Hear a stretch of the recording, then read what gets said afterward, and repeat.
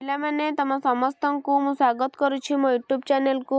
ତ +2 second year arts science ଏବଂ commerce ପିଲାମାନଙ୍କ ପାଇଁ ନେଇ ଆସିଛି କ'ଣ କି ନା ଗୋଟେ ପତ୍ର ନେଇ ଆସିଛି ପିଲାମାନେ, ପତ୍ର ଲିଖନ।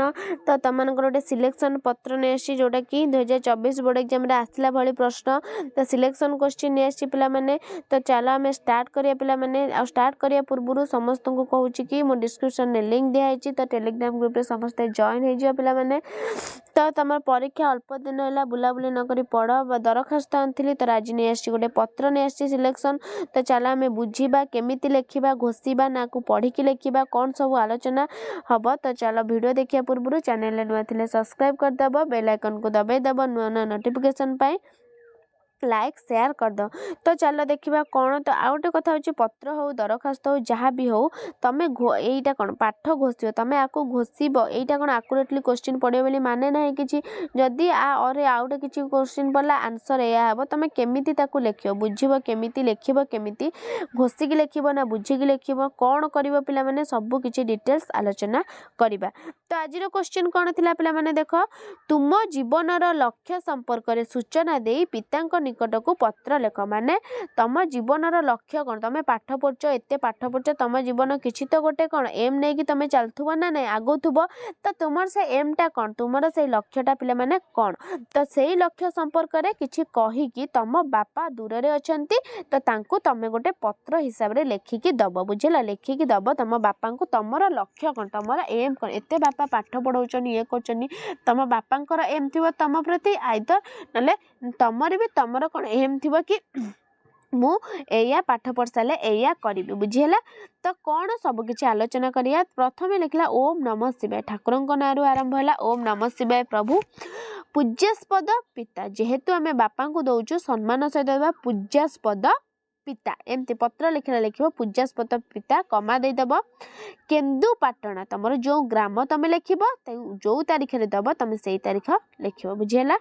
ଏତିକି ଲେଖିବ।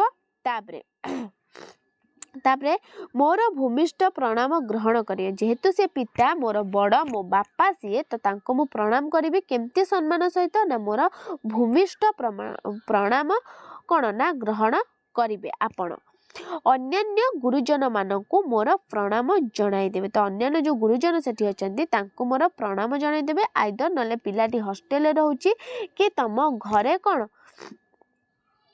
ପିଲାଟି ହଷ୍ଟେଲରେ ରହୁଛି ଏବଂ ତମେ ଯେଉଁ ବାପା ମା ଘରେ ଅଛନ୍ତି, ତ ସେ ହଷ୍ଟେଲରୁ ତମ ପାଇଁ ଚିଠି ଲେଖିଛି କି ଯେଉଁଠି ରହିକି ପଢ଼ୁଛି ତମ ପାଇଁ ଗୋଟେ ଚିଠି ଲେଖିଛି ନା, ଅନ୍ୟାନ୍ୟ ଘରେ ଯେଉଁ ସବୁ ଗୁରୁଜନ ଅଛନ୍ତି ତାଙ୍କୁ ମୋର ଭୂମିଷ୍ଠ ପ୍ରଣାମ ଜଣାଇ ଦେବେ। ଆପଣ ବହୁଦିନ ହେଲା ପତ୍ର ଦେଇ ନଥିବାରୁ ବଡ଼ ବାପା ବ୍ୟସ୍ତ ହେଉଥିଲେ। ଆପଣ ବହୁଦିନ ହେଲା ପତ୍ର ଦେଇନଥିବାରୁ କ'ଣ ନା ବଡ଼ ବାପା ବ୍ୟସ୍ତ ହେଉଥିଲେ। ମା କହିବାରୁ ମୁଁ ଏହି ଚିଠିଟା ଲେଖୁଛି, ବୁଝିହେଲା ପିଲାମାନେ। ଏଇଟା ହେଉଛି କ'ଣ ନା, ଏଇଟା ବାପା ଦୂରରେ ଅଛନ୍ତି, ପୁଅ ଘରେ ଅଛି ସମସ୍ତଙ୍କ ସହିତ। ମାନେ ଆପଣ ବାପା ଆପଣ ଚିଠି ଦେଉନଥିଲେ କାହିଁକି ନା ମୋ ବଡ଼ ବାପା ବ୍ୟସ୍ତ ହୋଇଯାଉଥିଲେ। ମା କହିବାରୁ ମୁଁ ଆପଣଙ୍କ ପାଇଁ ଏଇ ଚିଠିଟା ଲେଖୁଛି, କିନ୍ତୁ ଏଥିରେ ମୁଁ ମୋର ଭବିଷ୍ୟତର ଲକ୍ଷ୍ୟ ସମ୍ପର୍କରେ ଆପଣଙ୍କୁ ଦେଖ, ଭବିଷ୍ୟତର ଲକ୍ଷ୍ୟ ତାର କ'ଣ ସିଏ ସେ ଚିଠି ମାଧ୍ୟମରେ ଜଣାଉଛି। ଆପଣ ମୋର ପତ୍ରର ମର୍ମ ବୁଝି ନିଶ୍ଚୟ ପ୍ରସ୍ତୁତ ହେବେ। ପତ୍ର ଥାଇ ଯଥାଶୀଘ୍ର ପତ୍ର ଦେଲେ ମୁଁ ଖୁସି ହେବି ଏବଂ ବଡ଼ ବାପାଙ୍କ ବ୍ୟସ୍ତତା କମିଯିବ।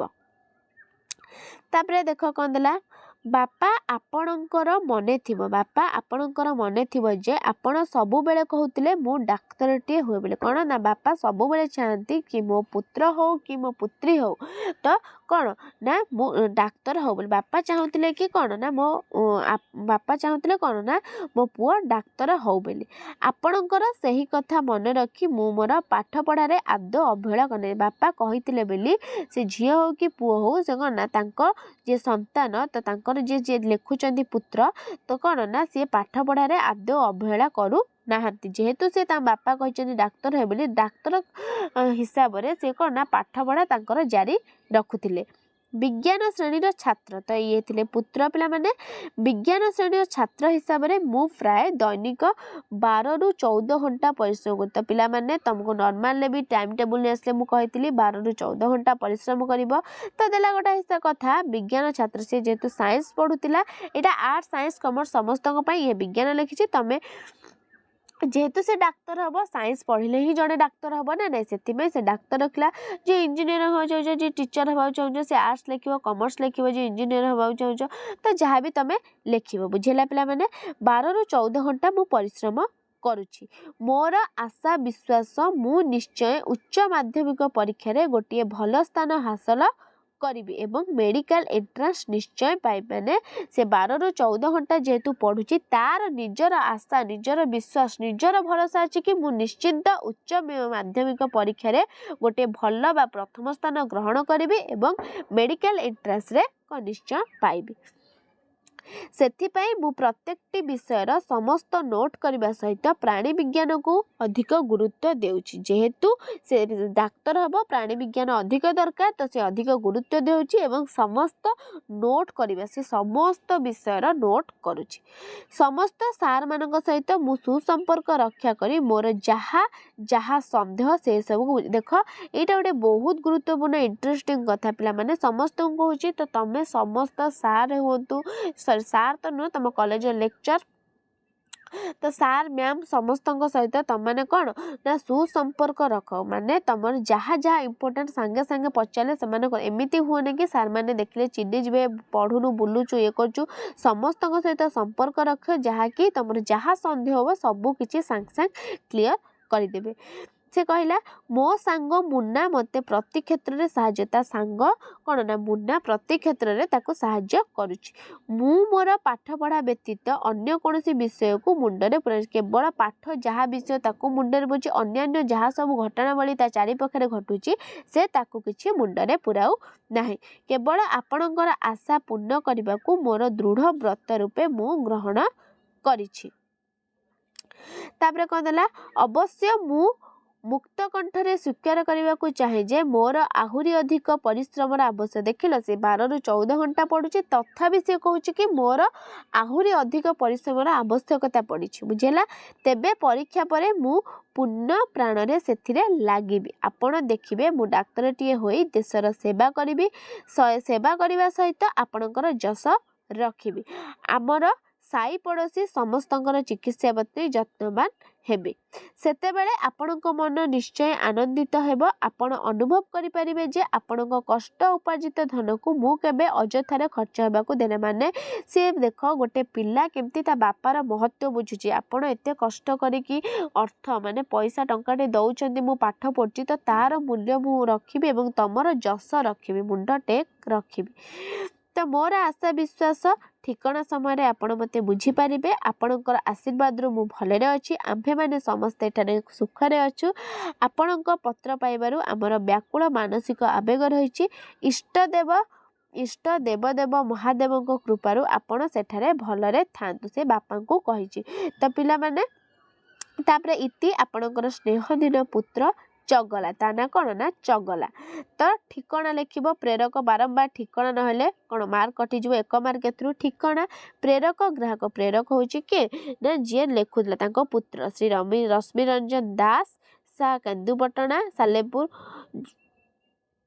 पोस्ट कौन ना केन्दुपटना सा केन्दुपटना पोस्ट केन्दुपटना जिला कटक बुझेला ग्राम पोस्ट तापरे कौन ना जिला कटक तापरे ग्राहक माने कौन ना बापा को जेहेतु से दौरान ग्राहक हिसाब से ग्रहण करेंगे श्रीजुक्त अमरेश दास हेड्स ऑफ द डिपार्टमेंट समवाय विभाग 9 माहाला भुवनेश्वर पुरी बुझेला तो पिला माने देख आउटे कथा होची पत्र हो दरखास्त हो तमे आकु एटा मु पढेल तमे घोषिबो ना तमे आकु पढिबो बुझिबो कोन देछि तमे कोन ना लेखिबो तम भाषा रे बुझेले अन्य किछि पढिथिबो तमे कोन एटा तो तम सेटा पढाई नथिबो जदि सेटा पढियला कोन कर जदि तमे गोटे पत्र बुझिथिबो केमति लेखा पूज्यास्पद कि तमरो कोठी लेखाबो ग्राम तारीख तनी बां साइड लिखियो भूले जो एटा डाहाण साइड लेखा डाहाण बां साइड लेखाबो जा पूज्यास्पद पिता हो पूज्यास्पद शिक्षक हो जा हो तमे बां साइड लेखिबो एवं नाम ग्राम तमे डाहाण साइड लेखिबो लास्ट को इति लेखिबो ते स्नेहधीन जहा लेखिबो तापरे प्रेरक ग्राहक लेख बुझेगा